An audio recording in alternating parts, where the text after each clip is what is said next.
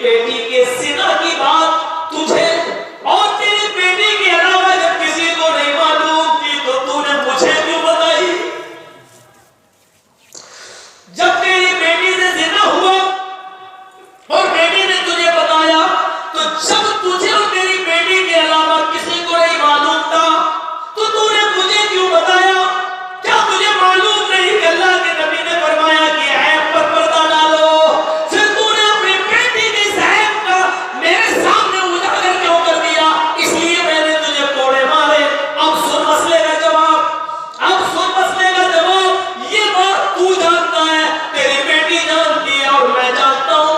बस अगर किसी चौथे को इसका इल्म हुआ तो मैं तुझे कोड़े मारूंगा, मैं तुझे कोड़े मारूंगा। और कान के पर्दे खोल कर सुन, कुरान के अंदर अल्लाह ताला ने फरमाया है, क्या तूने ये आयत नहीं पढ़ी है? अत्ताइबु मिन ज़म्बि कमन ला ज़म्ब लहू, जो अपने गुनाह से तौबा कर ले। अत्ताइबु मिन ज़म्बि, जो अपने गुनाह से तौबा कर ले, कमन ला ज़म्ब लहू, तो ऐसा हो जाता है जैसे उसने कोई गुनाह किया ही नहीं है। जब कोई अपने गुनाह से तौबा कर ले फिर वो उस गुनाह को दोबारा न करे तो वो ऐसा हो जाता है जैसे उसने कोई गुनाह ही नहीं किया। तेरी बेटी 2 साल से तौबा कर रही है, वो ऐसे हो गई है जैसे उसने गुनाह ही नहीं किया।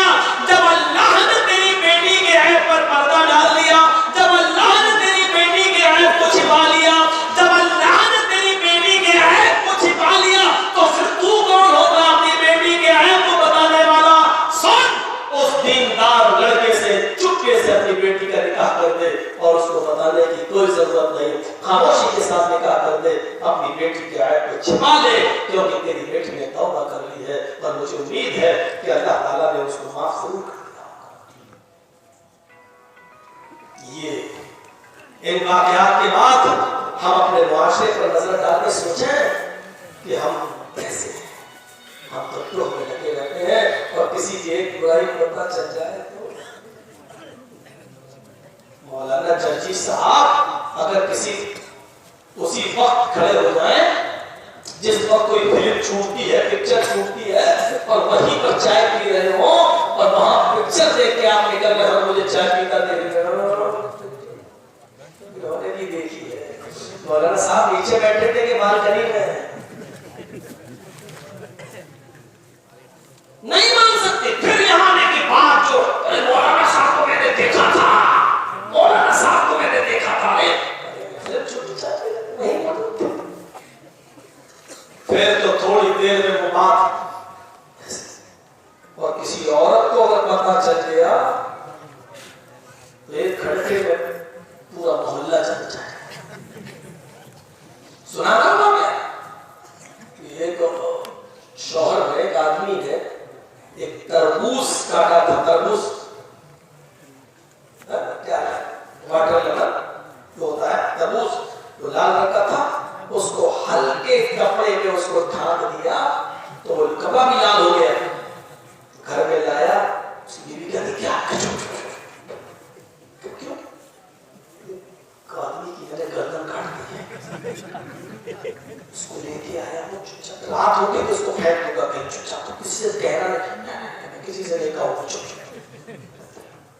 थोड़ी देर के बाद गांव की एक औरत आ गई, उसकी नजर पड़ गई, ये क्या है?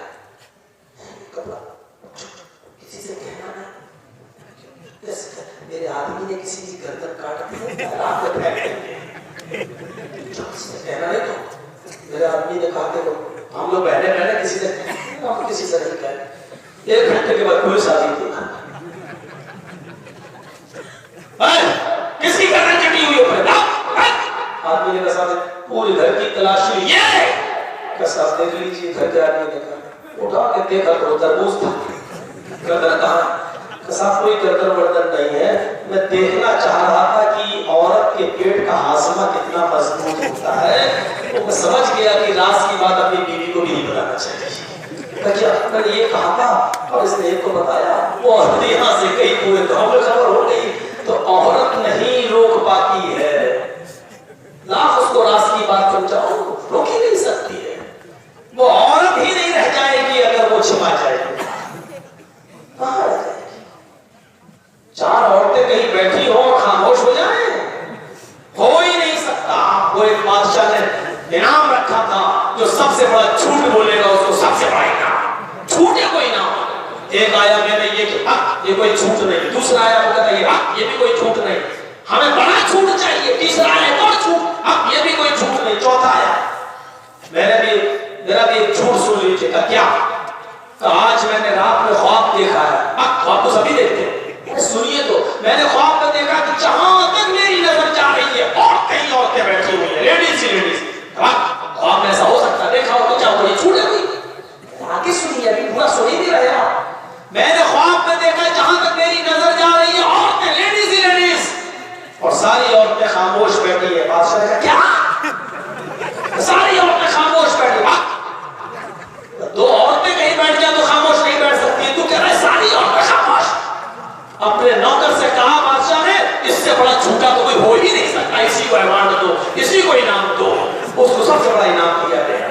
2 عورتیں خاموش نہیں بیٹھ سکتی, ساری عورتیں. یہ کہہ رہا سب عورتیں خاموش بیٹھی ہوئی ہیں. ابھی جلسوں میں بھی ابھی ہم آئے تو آدھے گھنٹے تک بات ہی چل رہی تھی.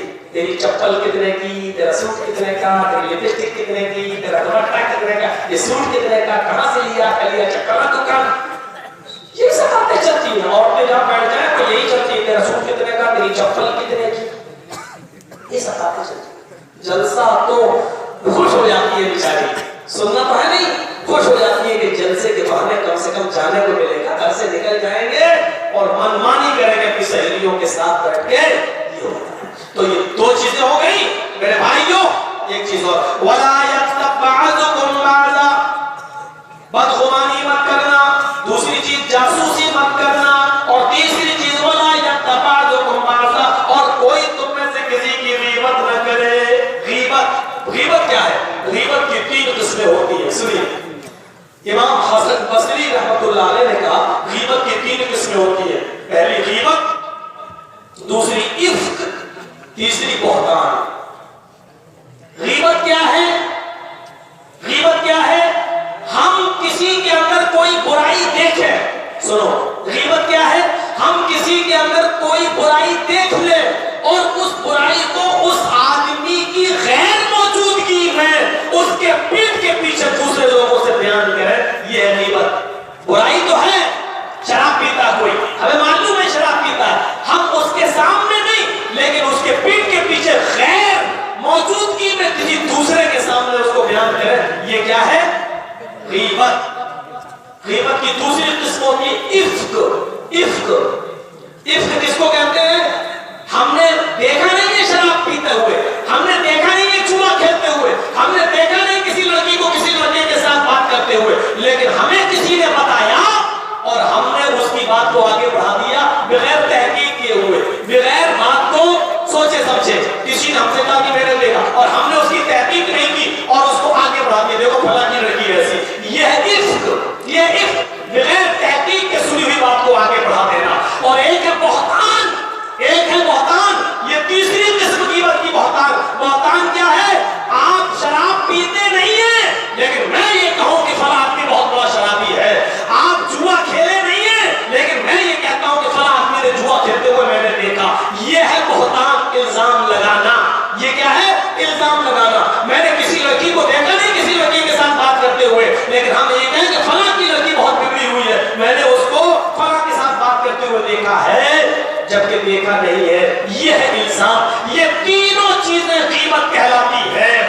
پہلی چیز, کوئی برائی ہے لیکن ہم اس کے پیٹ کے پیچھے کہہ رہے ہیں تو یہ بھی گناہ. کوئی برائی ہے